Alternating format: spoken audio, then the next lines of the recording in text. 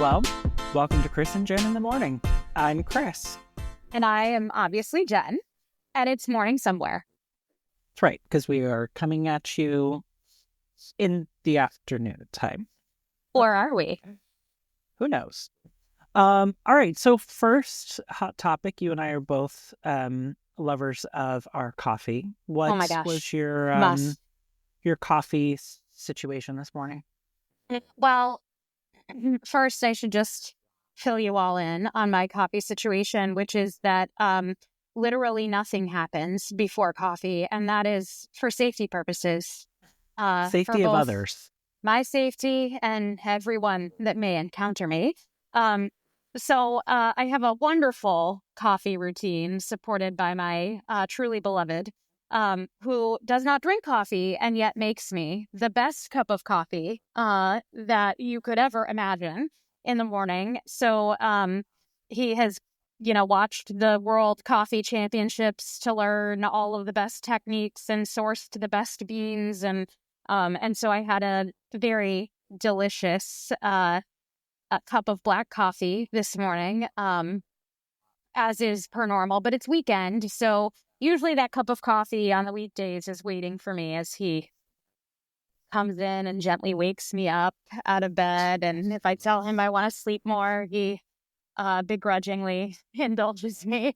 But this morning, I actually, because it's a weekend, woke up on my own and then came out and he made my coffee, and I sat down and scrolled through reels and drank my coffee.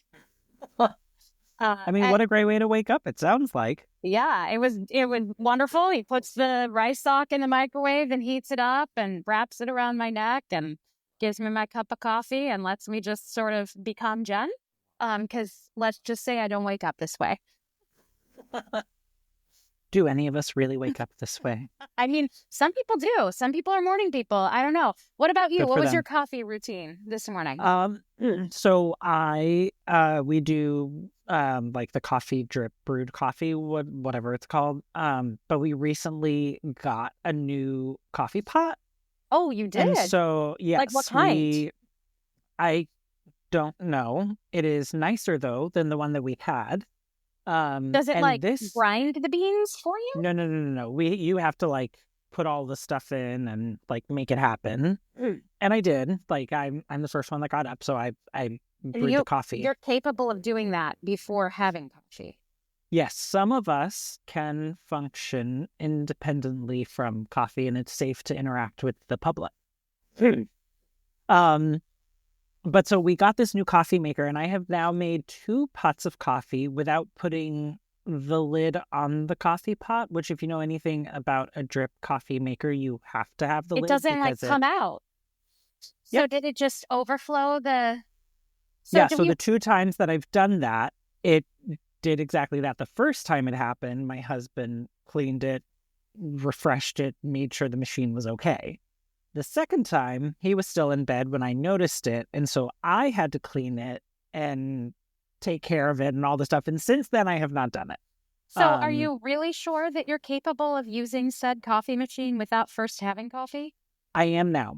I am. I never did that. I mean, in all fairness, our last coffee pot, you couldn't remove the lid. This coffee pot, you can remove it and wash it, and so that's what happens. And I just, we put the craft back in the machine so it doesn't break or anything. And I don't even think about looking for the lid because our last one, you couldn't take off the lid. This one, you can. And so, just learning new muscle memory. It used to be that I would make my own coffee in the morning, except for I would fail at it constantly. I would wake up and go to make the coffee and not remember if I had put grounds in, or I would accidentally, for some reason, pour the water in where the grounds go instead of where the water is supposed to go. Sounds very messy. Right. And you would think muscle memory would help, but morning, it takes, I don't wake up being me. So, it's confusing. Caffeine is required. There's a state of being where I'm sort of half still in my dream. And then also waking up to an alarm is kind of Abrasive. crankifying, like, so I don't do that either in the morning. So I I kind of have it great right now, and I hope that just kind of doesn't change. But I remember yeah. one of the first times y'all visited me. You guys are staying with me, and like you get up, and I'm like, oh well, what are you hungry for? What do you want? What are you? And you're like, where's the coffee? Like I coffee. Where's the coffee?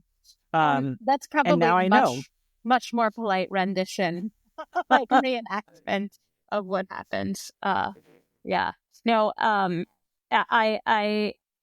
I fully acknowledge. I mean, it used to be that my Ace, my husband, would get up in the morning, and he is a morning person, whether he admits it or not, and he would leave for work as I was getting up. He'd be leaving. And so, like, I would get up and I would pop into the shower, and he would pop his head in and say, "Goodbye, babe. I love you." And I would say things like, "Why are you talking to me?"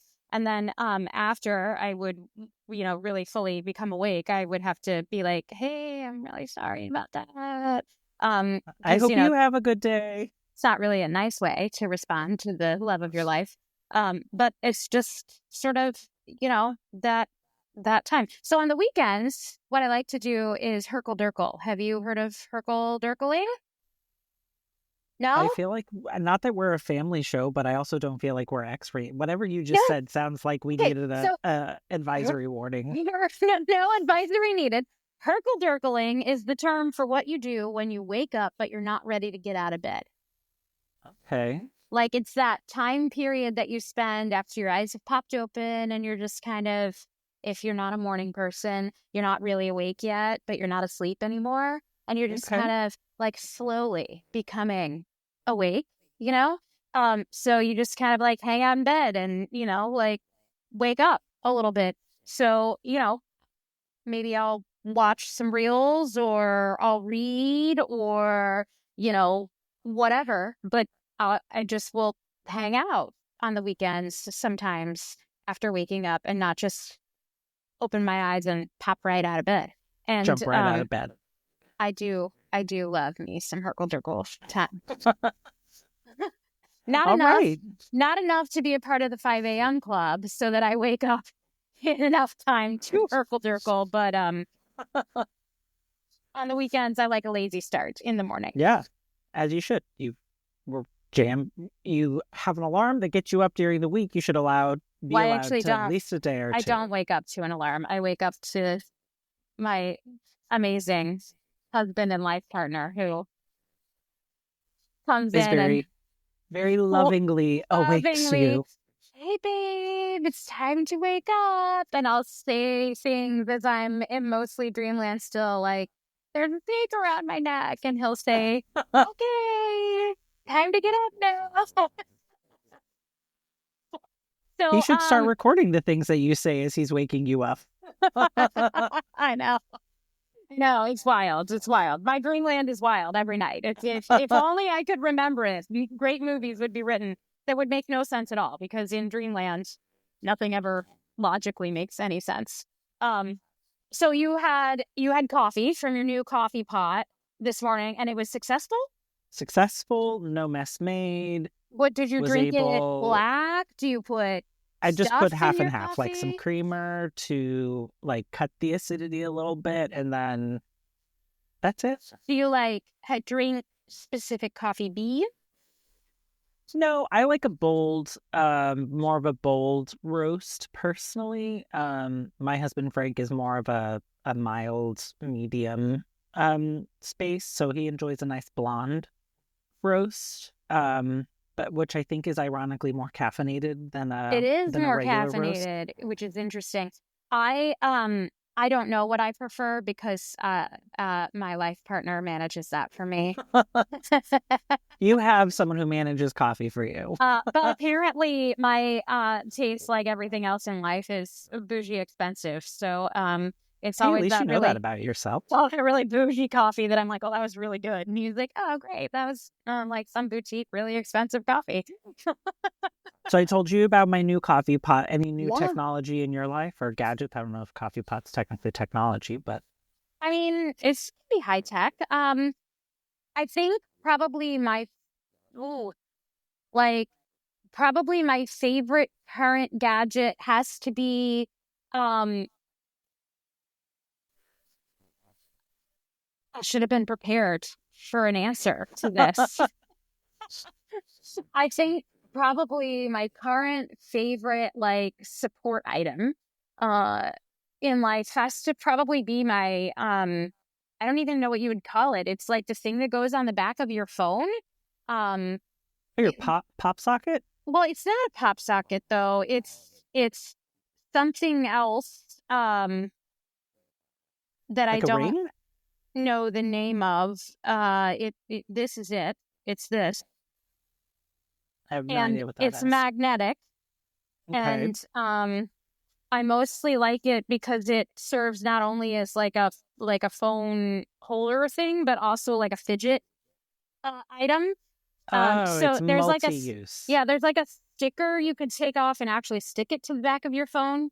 But Okay. I prefer to leave the sticker on and just let it stick magnetically. Yeah. And then I can just pull it on and off, and play with it and fidget with it. And um, so I would say this is actually probably one of my favorite Are things. you like a fidgeter? Like, do you have to have like something in your hands, like as your Constant, constant. constant? I'm a constant, and it. I think to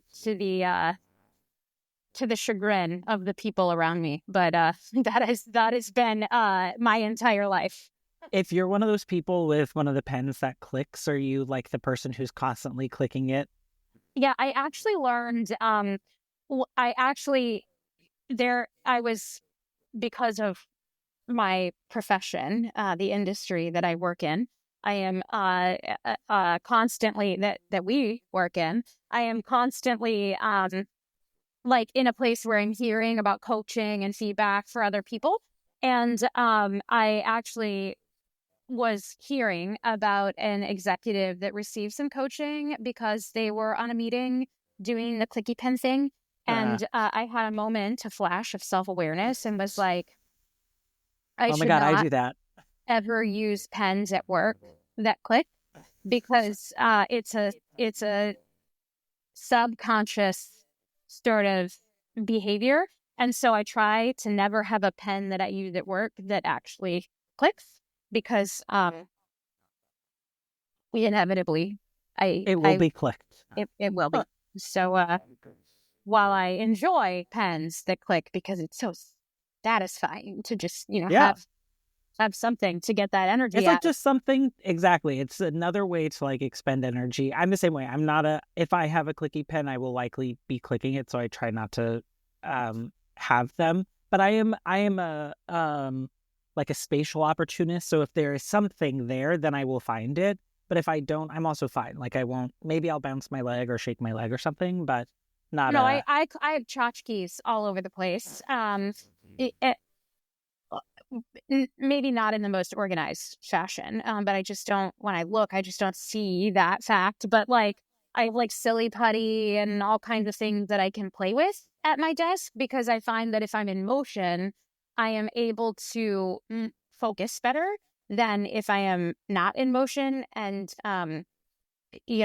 standing up and pacing is not what everyone appreciates when you're in a video conversation. So yeah, you got to find another way, another outlet to get yeah. that energy out. So I do really love my my little phone magnetic holder thing. I actually saw it on a reel, and I was like, there's just no way this could be that cool. And then I was like, no, yeah, it's actually really cool. How many have you purchased? It's a few. Okay, well, I mean, if you're gonna buy, you might as well get a few, right? Like, Might as well, because I fidget because what with if you it. love it? Right. Because I fidget with it, it's maybe not meant to be used in that way, and so it might not have been designed for that level of durability. Yeah. That's right. But Hey, you know yourself. That's what's important. $35 well spent. That's what I have to say about that. So, anyways, uh, that's my That's your gadget of gadget the week. of the moment. My favorite support item. So you talked a little bit about the industry we work in. We both work in different spaces, but yet it's still in the same realm. And in the spirit of that, we tend to have difficult conversations. And we tend to be in a lot of like different conversations and meetings and working with people of big personalities. And so I recently read an article that I shared with you. It's by this woman by the name of Wes Kao, and it's called Spiky Points of View. Let's get a little conversational.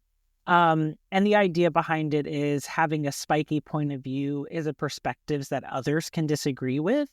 And it can be it's not meant to be contrarian. It's not meant to be conflict, but it's meant to have like a spiky perspective. So I resonated with it when I read it because I was like, oh, I definitely like am around a lot of people who have lots of thoughts, feelings, opinions. Interested to hear kind of what your thoughts were on it, if any of it resonated with you. Yeah, I mean, I have to say, like, I feel like I'm sort of proving her point that he's making in the article by feeling this way, and yet I have a perspective on this article that she might consider to be a spiky point of view. You're getting spiky with the spiky article. I am. I would say, like, from my perspective, this isn't a new concept. Not that she necessarily said it's a new concept, but this is just like a hot take, right? Like, it's the same thing that we were like, ooh, hot take. You remember when that was popular for a while? I'm still stuck in that time frame, because I'm not as young as some of the people out there. But I I think what initially kind of felt abrasive to me was like just the naming itself. I think like spikes are meant to sort of like puncture and poke and like wound and whatever. And so she makes this point in the article that your spiky point of view is not meant to be controversial, and yet by definition of how she defines it, it is a controversial point of view. And I guess my opinion on this is, like, when there's a topic that people don't agree on, I feel like part of the problem that we have is that people define these points of view that are very rooted in or versus and then they just seek to protect their point of view and yell across the chasm at each other. And like, I more feel like, while absolutely you should speak up and provide your opinion, whether or not it feels popular, if you feel strongly about it, you should also do it in a way that you're like open to and instead of or. Like, what could somebody else's perspective be? What else could be true? So I think when I read the article, that was the part that I sort of fixated on, and probably because of the title of the concept of a spiky point of view. But I know you had a really you interesting... already started reading it with certain connotations in mind, right? But I think it's because of the naming, right? Yeah, but, I think I you can had agree. a different perspective. Yes, and so like I work someplace where we really pride ourselves on like what we are doing is very much so we're not like creating gadgets or widgets. It's the thought that goes behind the work. And so we really like encourage people to have a perspective, speak up. We talk about how we hire people because of their different walks of life, the education they've had, the places they've lived, the experiences they've had collectively helps bring a perspective. And so I think it's interesting that and versus or, because I don't ever feel like I'm going into a conversation where I feel like an absolute stance is taken. I feel like a lot of it is like engaging in that conversation and understanding other people's point of views and perspectives, and truly I guess like learning through others and kind of open to my mind being changed. Do you feel like that's the average person's point of view, like in today's culture? I don't think so. But I also feel there's so many topics that are like hot topics that I don't really think we know what's gonna like upset someone. So like to your point, like if I came at you with like something that I felt super strong about in a conversation, and maybe you didn't feel as like comfortable, like, oh, I don't want to have that conversation with you. I don't know who you are. Like, I think that there's topics, and based on the people that you're engaging in those conversations with, they either feel like they can engage in that and feel like it's a safe space to have the conversation, or like back up because, I'm not looking to stir the pot. Let's just get through it. I don't want to make ripples. I think that's a great point that you bring up, and it's not at all addressed in the article, but I think it's a great addition. Is like considering time and place and like the audience, because I think we could probably, if we sat down and really thought about it, all agree that how you might come into a conversation, depending on who you're talking to and your level of trust, even if that person has differing opinions, you probably are going to get a different outcome based on, the level of relationship that you have. And I actually, I was listening to a podcast. I do love Oprah's Super Soul podcast, and she was talking with someone about I actually think it was her second podcast with Brene Brown, and they were talking about just being vulnerable and vulnerability. And, Brene Brown does a lot of work on shame and vulnerability, which I think is really, really interesting and intriguing. But the concept was you don't share like your deepest held, most vulnerable thoughts with everybody.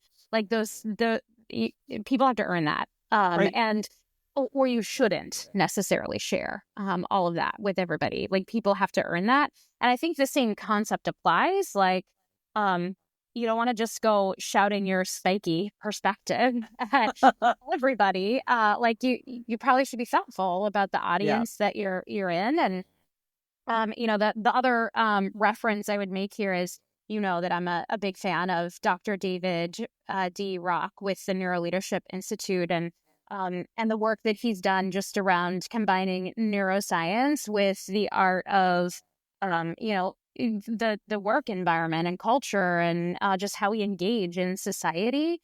And he has this concept of in-group and out-group thinking that so resonates with me, that I constantly am thinking about and using to check myself. Where if, like, for instance, you and I are definitely in an in-group. And so if you and I have a different perspective on something, I'm not immediately going to become like super defensive. I'm much more likely to be really open to your perspective because you're safe. You're in my in-group. I have, marked you as like, yep, I know him. He's a great person. He's level-headed. He's considerate. So I'm open to hearing what he has to say versus, somebody that may be a perfect stranger to me who is, in an out group, or even more so, somebody who maybe, people find to be in a group that they identify as different or opposing to them. Yeah.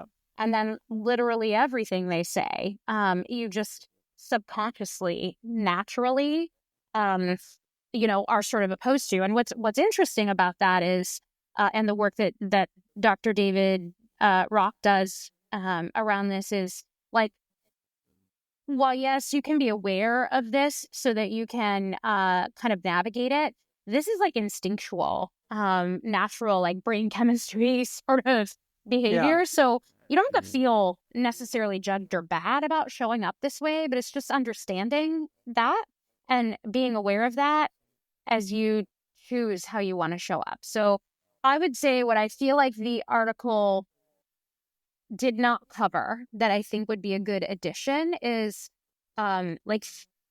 yes, you should absolutely speak up for the things that you believe in. You should also do that in a way that's open to maybe you don't have the whole story, or somebody from a different perspective may see things totally differently. You have a perspective versus what other people may interpret. And I know you and I interpreted the article in the same way, but like not in the same way, in that same way where we both approached it from a very different perspective, but also like think about your audience. But that is coming from me who, also just innately, I am super opinionated. I'm strong-minded. What? This is news to me. I know.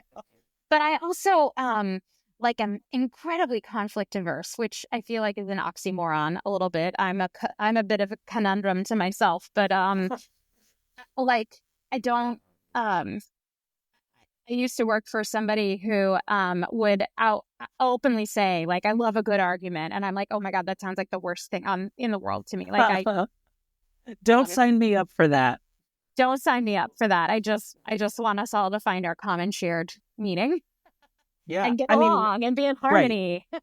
And I think it's like the space that you're constantly like encouraged to be in, because like I said, the organization I work at, we have this thing called happy conflict, and it's we define it as positive intellectual debate that is aimed to make the work better. It's not aimed for people to end up on the right side or the wrong side. It's just meant to help make sure that we are having the conversation around something, and not just like all of us, oh, yep, okay, checking the box, we're done. And so I think that's why, like, I appreciated seeing this, is because I think it almost encourages, empowers people to create a idea.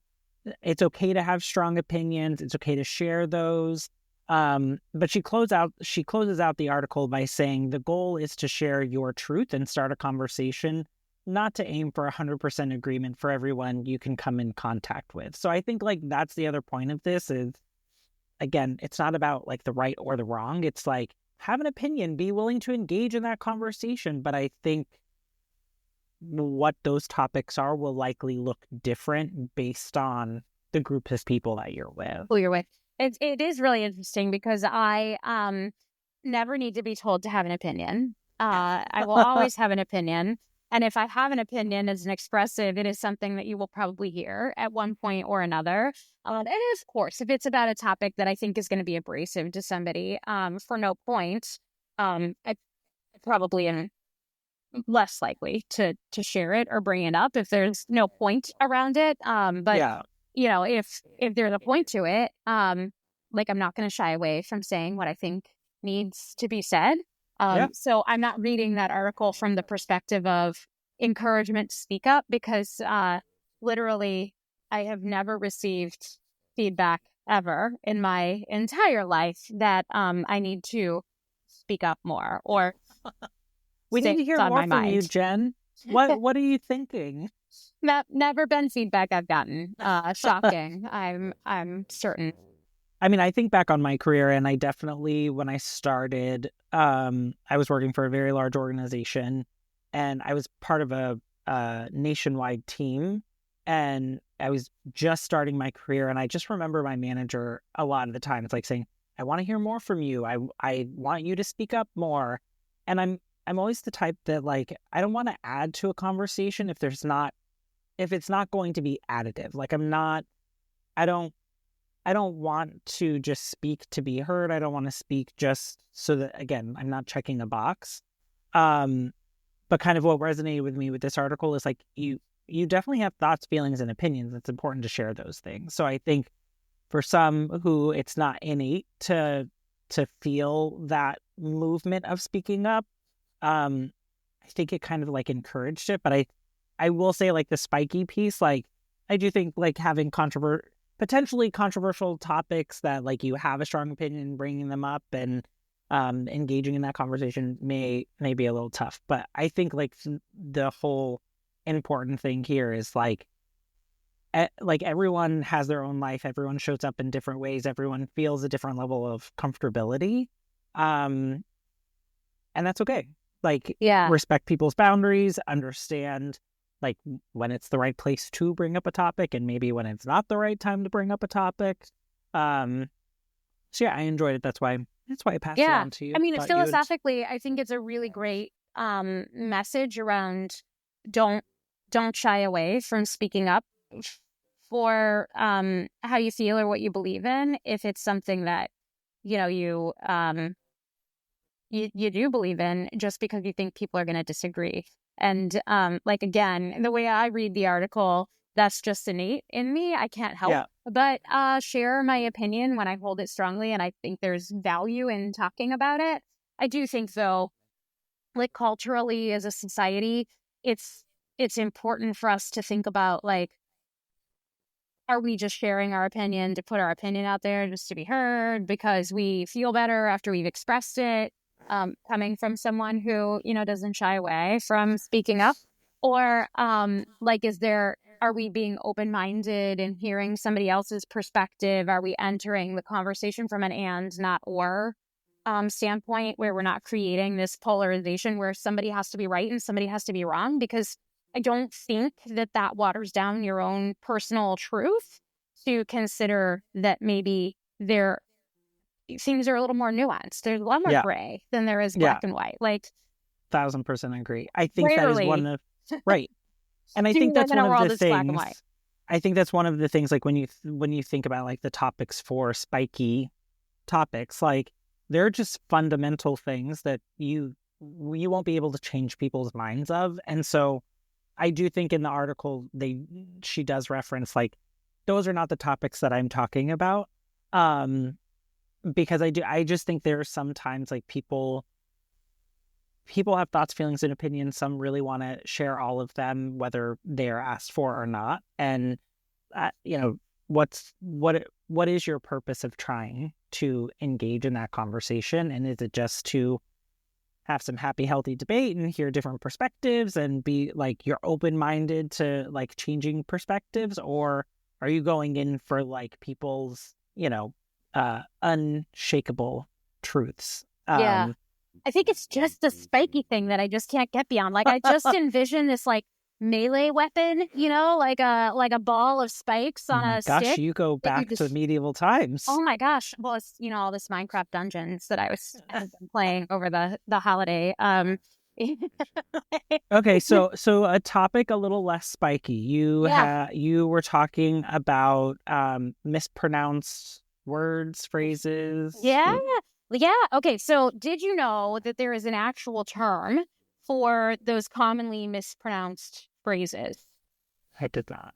Yeah, it's hilarious. It's actually called an eggcorn. Eggcorn? An eggcorn, which is like a mispronounced version of acorn. Acorn. Okay. I follow. You follow? So I have some of my favorite, most pet peeve mispronounced phrases, and, you know, maybe you have some too. So hold on. So eggcorn is referring to, it's not just a word, but it's like the phrase. It's or the is phrase. It both? It's okay, the phrase. It's like the most commonly mispronounced phrases. They're called, not just the most commonly one, but when you have a mispronounced phrase, it's called an eggcorn. Okay. Coming from, like, acorn being misheard and mispronounced as eggcorn. So I have a couple, and we'll see if you know whether I have a few. We'll see if you know the right version. So I'll just ask you the two versions, and you tell me which one you think is correct. It's cold as hell, or it's cold as hail. It's cold as hail. This was a recent thing that I heard about. This one stumped me at first. I was like, cold as hail? That's not a thing. But actually, it makes a lot more sense. I always said cold as hell, and I never thought Correct. logically. That's what I used to always say too. That makes no sense, right? But it is actually cold as hail. All right, next one. You want to nip it in the butt or nip it in the bud? Nip it in the bud.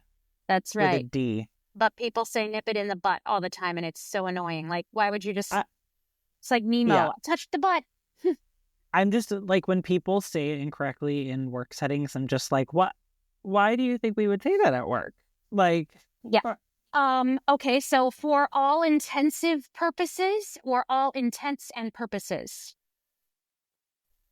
What I hear is intensive purposes, but I think what it should be is intents and purpose. Yeah. It's for all intents and purposes, like as in intention, not intensive, like, oh, that was really intensive. But people say for Do I all think that's just lazy English though? Like people have just gotten lazy and No, I just think like it's just what people hear. Like they, for all intents and purposes, can sound like for all intensive purposes, you know? it's the Eggcorn of it all. Okay, it's the Eggcorn of it all. Okay. This one is probably my most pet peeviest one. Oh, I'm ready. I could care less. It should be I couldn't care less, right? Correct, right? Because if you could care less, you're basically saying You would. you do care about it, right? But people say that like nobody ever says it like I couldn't care less. Yeah. Everybody says I could care less. They just drop the nt. Okay, last one. Is it card sharp or card sharp? I think I hear card shark. That's what I mean. Yeah, not that I use that phrase, actually but not correct. It's card sharp. Now, card Okay. shark has become commonly accepted because that's what everybody calls it. here. But if you call somebody a card shark, what you're actually supposed to call them is a card sharp because they're very sharp with the cards. But that sounds like wrong English. Like if I were to be like, ooh, Jen is a real card sharp. That feels wrong. Yeah, like she's really sharp with the cards. Well, what? She's a card shark? She like swims with a fin? Yeah, that to me Bites just people? sounds more natural. Doesn't make any sense either. So I think your argument's invalid. Okay, Any that I didn't list that you like have at the top of your mind? Is it let's flush this out or flesh this out? Oh my God. It's not let's flush it out. Because there are no toilets involved. But and we're not flush with money either. Although it is kind of one of those skeevy things where yes, I think either let's way, flesh it it just out, feels but then gross. it makes me feel like flesh, like I don't know. I know the word flesh doesn't refer to anything gross, but for some reason it has gross connotation. Like so murder, I learned flesh. that.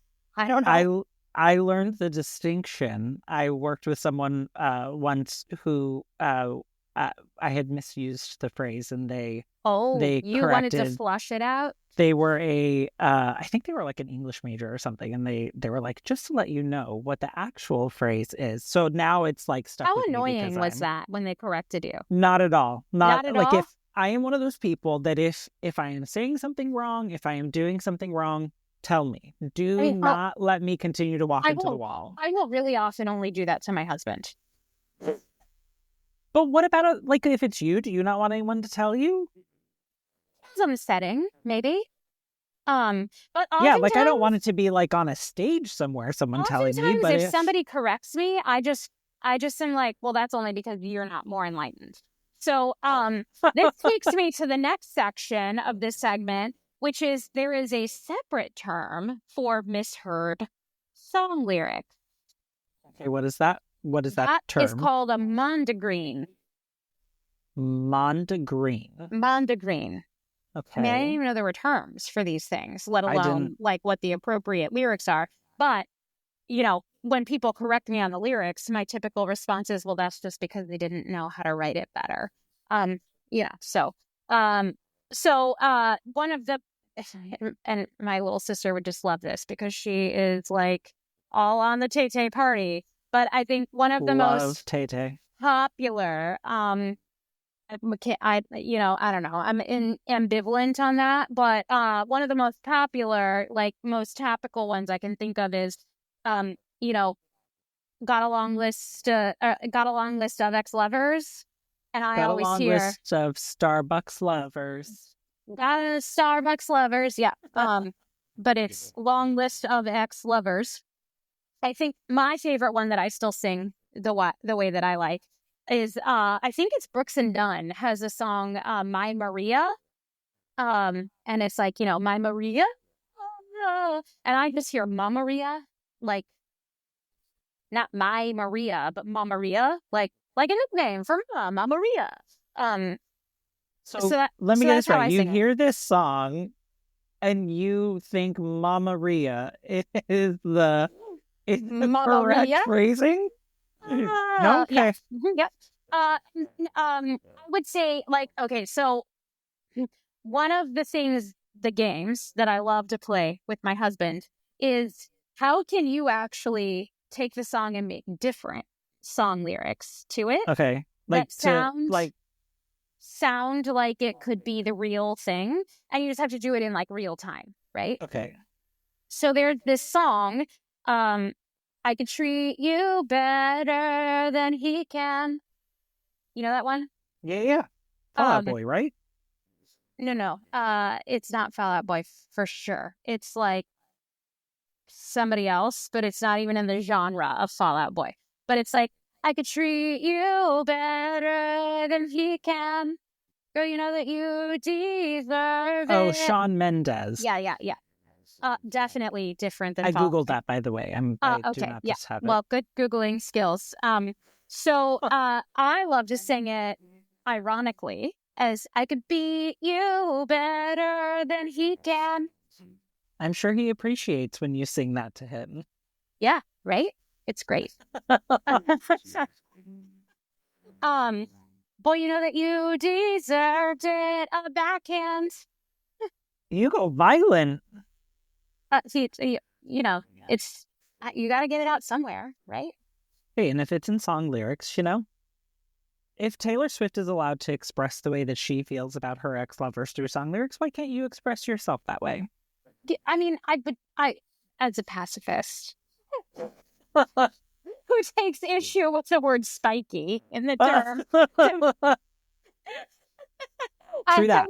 I would say that it's strange that there are these little passive ways that this aggression comes out. Hence my, stint playing Minecraft Dungeons, just, slaying all of the monsters. Okay, so you know the song Imagine Dragon, Thunder, Feel Thunder. Yeah. Okay, so have a cousin who was visiting and the song comes on and we're like bopping to it. And she's like, when I first heard this song, I always heard fun dip, feel the fun dip. Oh my God. And so now every time I hear that song, that's all I can hear. That's all I'm gonna hear. Not that it works like with the lyrics, like the correct lyrics, but like it's just fun dip. It's just fun. Like I wonder what she thought then the next lyric was, like the lightning and the fun dip. Oh no, they still thought it was lightning and the fun dip. Like, but that's just what they were hearing was fun dip. Lightning and fun dip. Oh, all right. Well, if you guys have if Taylor Swift can keep up, can redo, like people can redo her lyrics with Starbucks lovers, like okay, why but it really can't fun does dip sound be that thrown way. in? Like I really didn't hear anything other than that. Well, that's because you do enjoy a nice Starbucks as well. I used to, but now you that don't go to Starbucks anymore? I don't. I mean, I have the World Coffee. That's like where we used to go to, like, run away from work for a couple of minutes. I have learned how to drink black coffee and truly enjoy it because I have a delicious, perfectly made World Coffee Championship level winning cup of coffee every morning with delicious coffee beans. And it's like, then he'll try and like buy things that are outside the normal realm. And sometimes it'll go really well. And sometimes it won't go well. And sometimes he'll try different, like methods because he has all these different ways to make the coffee. I have learned that different beans and roasts made with different techniques come out with different flavors, which scientifically, when you think about it, makes sense. But let's just be honest. Who puts that much thought into their coffee? Well, Ace puts that much thought into my coffee. Yeah. I don't have that much mental capacity in the morning, as we've discussed, to think about coffee in that way. So what I've learned is that I actually truly do enjoy a hot cup of black coffee when it is delicious coffee. But when we travel, it's done right. That's my challenge, is that you just pick up a cup of coffee and I actually don't typically drink Starbucks drip coffee black because it's not delicious. Wait, so Ace doesn't pack all of your coffee making accoutrements when you travel and make sure sometimes he does. But sometimes I have trouble for work or something without him. And then not only do I have to deal with coffee on my own, but sometimes there's no like in-room coffee. But typically I would be against in-room coffee because you never know what someone has done to that coffee pot or how clean it is. And people have called me crazy in the past for saying that, but you hear stories and truly somebody could have, urinated or cleaned their underwear in that coffee pot. But Again, I feel like we're going to need a parental advisory on this. This and your Hubble, whatever that first one was. Urkel-dirkling is a totally insane phrase. Look it up. But I will say, like if it's a kind of coffee making implement that you can't, do anything crazy like that in, I will use the in-room coffee maker, though not very effectively, and it doesn't taste very good, but it gets me enough to have that little bit of coffee so I can like go get coffee. Safe to face the public. But when I come to New York, I love to get a good New York bagel. And, I have my opinion on the best bagel shop. And I'm so glad that the last time I was there, I was vindicated in that little place on the Upper East next to your old place. It really, truly is the best bagel place. But typically when you get a cup of coffee at a bagel shop, it is undrinkable. It's not gen worthy. Well, it's been sitting in this big vat burning, and it's those things that they just put the coffee in and spigot it out of aren't even really cleaned properly. So it's like the stale old burnt coffee taste, and it's over roasted, and it's just bitter and gross. And people not are like, not that you have opinions about coffee at all. I mean, I have a lot, but people are, look, they're not incorrect, because then when people do experience what I consider to be good coffee, they're like, okay, I can see now. They're like, you drink your coffee black? And I'm like, well, I mean, the only reason you're confused is because you haven't been doing it right. So I think probably the first time I can remember that I had a black cup of coffee and was like, this is like how coffee was truly meant to be participated in. I was in San Francisco, one of my favorite places. Well, I know what's happening, the whole, but it will always have a special place in my heart. I was in San Francisco. We were in this little tiny place off the beach, and they had this bougie sourced pour over coffee menu to choose from. And I had this cup of pour over coffee. I don't even remember what it was, but it was just this delicious coffee. And I just was like, oh, this is what coffee is supposed to taste like. This is actually really delightful. I don't want to ruin this by adding anything else to it. Right, exactly. So, when I do travel to New York, I will often add a little something to my coffee because, it's needed. It's sometimes. Depends on what I'm getting. Or an Americano is typically safe as well. All right. Well, so we've heard about eggcorns, eggcorn, and mondegreens. And mondegreens. Okay, so now share. We want everyone to share their favorites if we didn't already highlight them. Yep. One of the best ones. Yes. All right. Awesome. Happy coffeeing. I've moved on to the golden white stuff. Wine. That's brave. Yeah, well, it's midday. It's, little. But it's morning somewhere. It's always morning somewhere. That's the beauty of it. All right. Well, see you guys thanks for listening. Time. This is Chris and Jen. Hang it up now.